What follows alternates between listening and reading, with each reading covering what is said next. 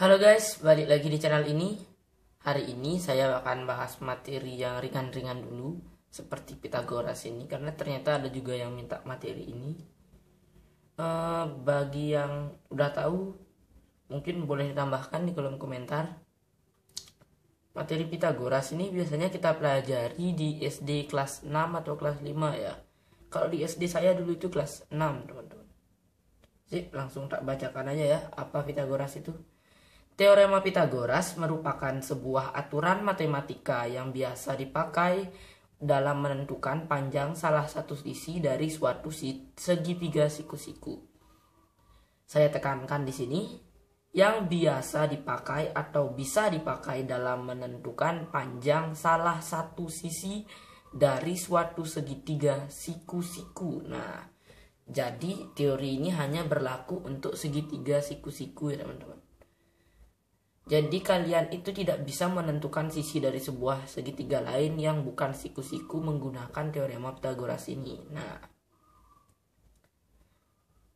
teorema Pitagoras masuk ke dalam salah satu materi dalam mata pelajaran matematika dasar yang mempunyai perluasan serta manfaat yang sangat banyak. Nah, materi ini juga sangat banyak dimanfaatkan serta sangat sering keluar dalam soal-soal ujian nasional. Pada dasarnya, teorema Pitagoras sangatlah sederhana, yakni kita diminta atau disuruh untuk menghitung panjang sisi dari suatu segitiga siku-siku di mana sisi lainnya telah diketahui. Nah, jadi intinya kayak gitu ya teman-teman. Kita sudah punya segitiga siku-siku nih di sini. Ini siku-siku ya, di sini 90 derajat. Kita punya segitiga siku-siku dengan sisi A, sisi B, dan sisi C. Nah, di sini rumusnya.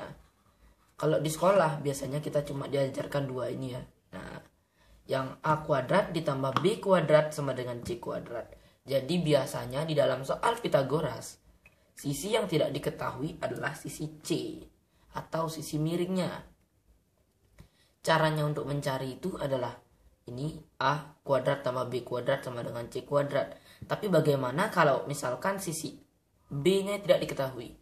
Nah, ya karena tadi ditambah, sekarang dikurangi. Di sini sudah ada rumusnya juga.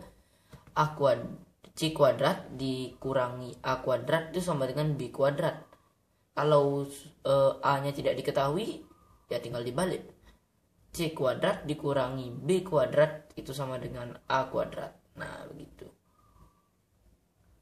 Biasanya ada yang namanya triple Pitagoras ya teman-teman. Itu sebenarnya fungsinya untuk memudahkan kita berhitung menggunakan teorema Pitagoras. Biasanya kan 3, 4, 5, 6, 8, 10 gitu kan. Langsung aja ya kita buat contoh soalnya. Karena saya juga belum buat nih contoh soalnya. Kita buat di mana? Di sini aja ya. Waduh, saya diketawain nih nggak punya gini. Saya tak punya penggaris. Kita pakai ini aja. Kita itu harus kreatif teman-teman. Tiada rotan akar pun jadi gitu. Nah, kita pakai berapa nih enaknya? Kita anggap aja di sini itu berapa ya? Ayo berapa kira-kira?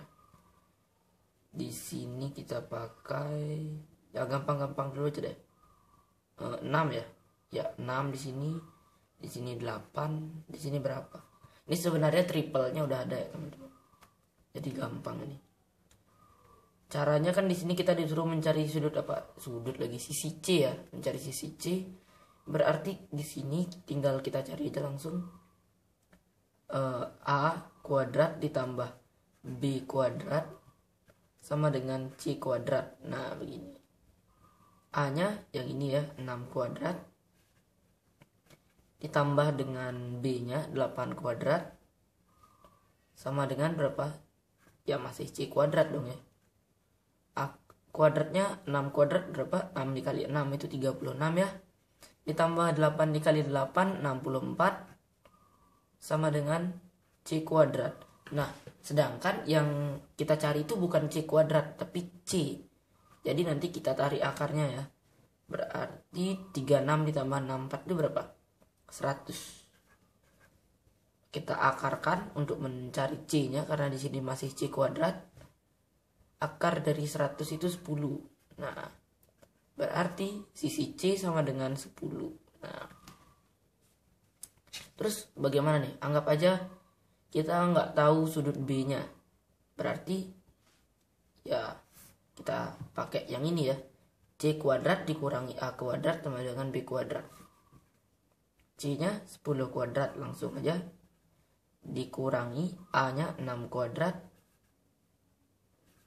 6 kuadrat sama dengan B kuadrat.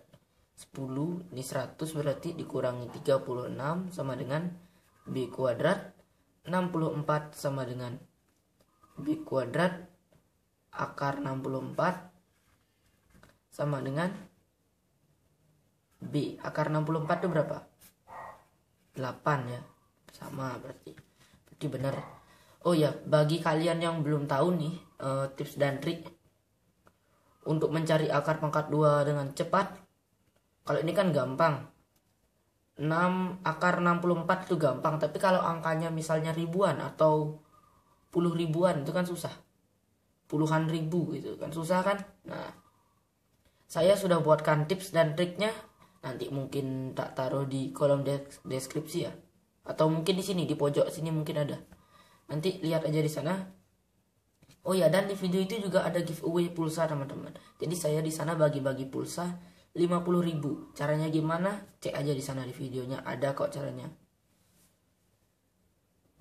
Dan kalau misalkan semoga aja ya ini videonya dapat 10 like.